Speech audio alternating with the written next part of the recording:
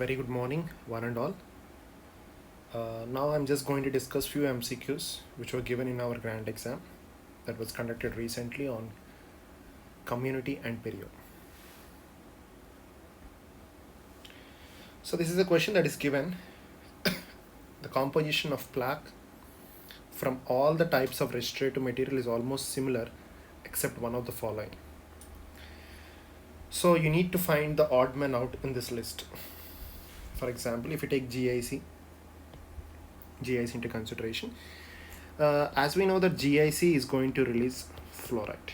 Okay, so fluoride, whenever it is released, and the relationship between the fluoride and the bacteria is, there is one enzyme called as enzyme enolase, which is a very important enzyme that is required for the glycolysis process. So whenever fluoride is present, whenever 50 ppm of fluoride is present, it's going to inhibit this enzyme and prevent the glycolysis. So indirectly it's going to decrease the plaque. So with this explanation, we can go for GIC as the best option when compared with the rest of other options. The next one, this question is about the gingival massage, which was, not depth oriented question, but a few questions were given in this area in the recent examinations. So all the options which were given under this question were direct lines that are taken from textbook. See this, the gingival massage is going to provide epithelial thickening, increases the keratinization, and increases the mitotic activity both in the epithelium as well as connective tissue. This is the right statement. So going to the second statement, epithelial thickening increases the keratinization and increases the blood circulation was not shown to be beneficial in restoring the gingival health. Basically, when you massage gingiva, the main reason why we get these positive signs or good signs is because we are removing the plaque indirectly. So that's what the point 3 says. Improved gingival health associated with the interdental stimulation is more likely the release of microbial plaque removal than the gingival massage. So this is the primary reason why we are getting these benefits. Okay, and it is not that great in restoring the gingival health, but it is very important in removing the microbial plaque content, which indirectly helps in the gingival health. Okay, so all the statements are true. If you don't know, learn it. Okay, all these three are direct statements which are taken from Karanza. So the next question is the best method to differentiate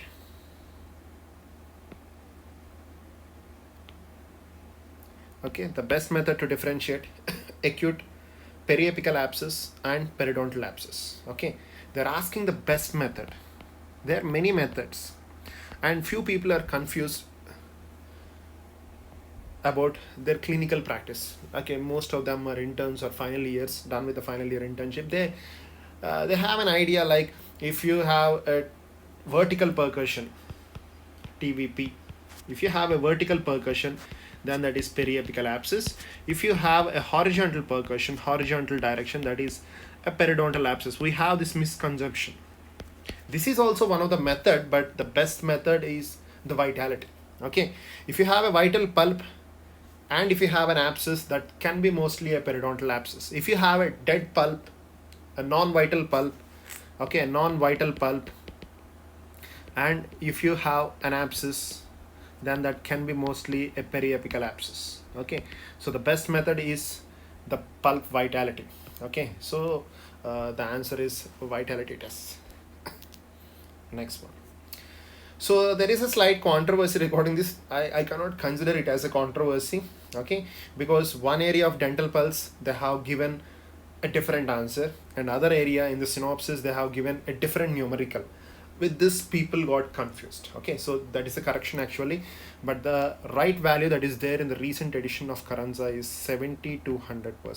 So basing upon that right value, the incidence of gingivitis in pregnancy, you need to go for 50 to 100 as the right answer. Next one, a bit controversy, but you need to understand the underline the keyword, that is the minimum bone density or the minimum bone. Okay, so they're asking the minimum bone that is required in this particular question. So the data that is given is the diameter is 4 millimeters. Okay, don't get confused, it is diameter. In few questions to trap you, they can give you radius, and I hope you know the relationship between the radius and diameter, right? So diameter is equal to 2 into radius. So this is radius and this whole is diameter. So diameter is equal to 2 into r. So they can give you radius also to trap you, to see your like how focused you are while reading the question. So the diameter is given, that is 4, and the length is given, that is 10 millimeters. So they're asking the minimum bone that is required. So if you consider this as an implant, and this is what they have given for.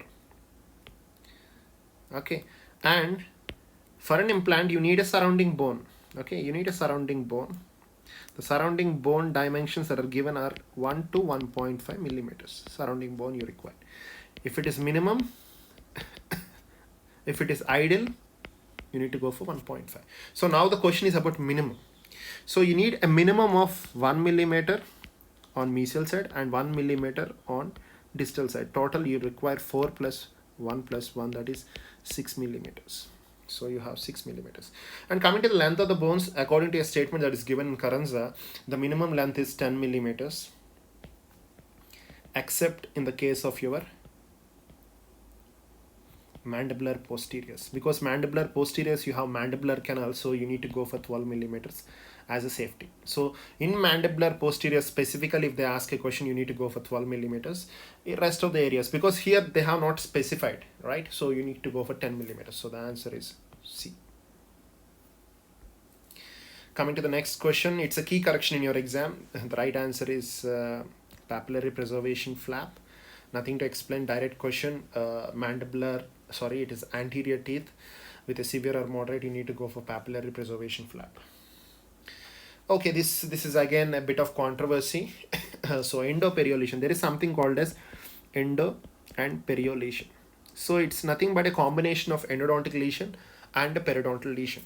So basing on that, they are divided into three categories. One is primary endo and secondary perio. Means primarily it is endodontically infected, and then secondarily is your periodontal lesion, right? And the second one is primary a periodontal lesion, and secondary a endodontical lesion. And the last one is combined lesion or combination lesion. Means you cannot differentiate whether it is primary endo or primary perio or secondary endo, which has both endodontic lesion as well as periodontal lesion.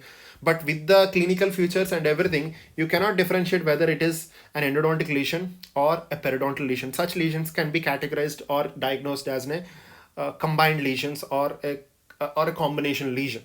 Okay, so here in this question, in a case a tooth has endodontic and periodontal problems together, but they have not given which is primary, which is primarily started or which is secondarily started. They have not given, so consider it as a diagnosis of combined lesion. So according to the recent studies of endoperiodontical lesion, for any type of case, whether it is a primary endodontical, secondary periodontal, whether it is primary periodontal, secondary endodontical, whether it is a combined lesion, always try to start with the initial treatment of endo. First complete endo, finish the endodontic part, then go for the periodontal part. Or you can go for simultaneous, but if an option is given, like first go with endo rather than go with a perio, so that is the best option. Okay, so what the question says is the endodontic lesion should always precedes the periodontal lesion. Yes, this is a right statement. Okay, this is true for all the types of endoperio lesion, whether it is a primary endodontical lesion or whether it is a primary periodontal lesion, whether it's a combined lesion. Always start doing endo first, do endo treatment first, then go with the perio treatment. So that's what the question is about. Okay, next comes with the prevalency question. It's a bit controversial question. There are two statements regarding this question, two right answers. Okay, both 2 and 3 are right according to me. But if you open the recent edition, that is the 24th edition of Park, okay, it was clearly given ratio can be the best option according to me. So if you have any errors in your basic books, please do correct. My key is ratio because 24th edition of Park clearly says that it's a ratio. Of course it's a proportion too, but if you have both options, then you can think of both. But if you have to select the best among the four, go for ratio. Okay, again a bit good question. This is a very good question. The question is about the residual chlorine levels. So before going into the question, learn few aspects few aspects related to this residual chlorine. The minimum required, they have not mentioned where and when. The minimum required is 0.5 milligrams per deciliter minimum, without any giving an idea like whether it's a water body, whether it's a swimming pool, or whether it is a potable water. They have not given any such things. Minimum chlorine required is 0.5 milligrams per deciliter, and they can ask you the time. Okay, the time is 60 minutes. The time of duration of contact is 60 minutes. So these two numericals are very important. One is 0.5 and second one is, and the second one is the 60. Okay, so now go deep into the question. The keyword in the question is water bodies. Okay, so these values varies from option to option. For example, if they give normal water, okay, then go for answer as 0.5 milligrams per deciliter. If they give water bodies, then the answer is 0.7 milligram per deciliter. If they give swimming pool, then the answer is 1 milligram per deciliter. And the time duration is common for everything: 60 minutes, 60 minutes, 60 minutes. If they have not mentioned anything, whether it's a water body, whether it's a water body or swimming pool, if they have not mentioned anything, the minimum requirement is this one. So clearly given water body, so you need to go for 0.7 as an answer. Slight controversy regarding this question. Okay, this is directly taken from your Karanza. So with this reference, you can consider the answer as random. Okay, I don't know why this was posted as doubt to me. It's very simple. I hope you know this. This symbol is related to AIDS. Which color band it is? Red color band. Next goes with okay, a direct simple question. Okay, levels of prevention. The 4 levels of prevention, right? Primordial, primary, secondary, and tertiary. Among this, the fourth option will comes under as a primary level of prevention. Okay, people were quite confused about this. See this question: to find out whether there is a caries reduction in a group of individual before and after. Okay, same individual before and after. This data before and after in the same individual is paid, because you are doing a paid data in the same individual, right? So it's a paid t-test. Before and after in the same individual is paid t-test. Okay, different individuals at the same time is unpaid. If you're comparing the amount of caries reduction in boys and girls, that is unpaid t-test, okay, or student t-test, that is unpaid or student t-test. What is the question is comparing caries reduction in boys and girls after fluoride application is unpaid. Comparing the caries reduction before and after application the same individual, then you have to go for paid t-test. Hope it's clear. Okay, a bit high level question. So basing upon the benefits and the size of the benefit and the nature of the benefit, the clinical significance is divided into level 1, level 2, level 3, level 4. I just want to make it as simple as possible. Okay, so basing upon the size, it is divided into large and small. What is large? Large is defined as one that can be reliably identified using epidemiological. So whenever you see a large crowd, so then that is epidemiology. So such category is large. Whenever you go for RCTs or for small crowd, then that is called as small. I think hope you are clear with large and small. The second one is whether they are beneficial or not, means whether they are benefit to the patient or not. So if you see the outcomes, the patient can feel the benefits and the patient has increased the decreasing the pain or increasing the functionality, or the patient is feeling happy, such things are called as beneficial. And non-beneficial are they are not like they are not appreciated by the patient's mind, so such things are called as non-beneficial. So basing upon this, they are divided into levels, so level 1, 2, 3 and 4. So if it is large and it is beneficial and it is clearly perceived by the patient, then it is level 1. If it is small, perceived by the patient, level 2. If it is not perceived by the patient but it is large, then it is 3. If it is small and not perceived by the patient, then it is 4. So if you see the line that is taken from the pulse, the line that is taken from the Karanza, the treatment of the clinical significant level 4 may cause more harm than good, then it is type 4. So the question is more harm than good, level 4. It's a very good question, so please do read it about the levels.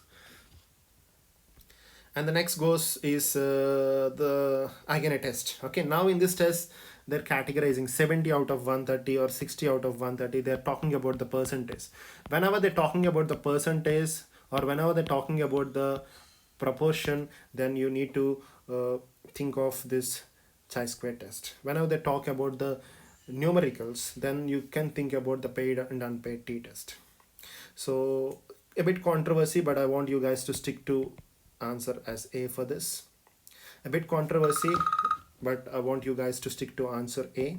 Okay, so because whenever there is decreasing in the attachment, okay, and the sulcus depth will be very shallow. Okay, even periodontal pocket can be right answer, but I want you guys to go for the shallow sulcus. And the next goes is about, if you see this, okay, it's very your pulse question is generalized question. Now the question is clearly given about the slow sand filtration. Okay, slow sand filtration, it is 4. If it is fast sand filtration, 8 to 6 feet. Okay, thank you all. Done for now. We'll be coming up with some more videos.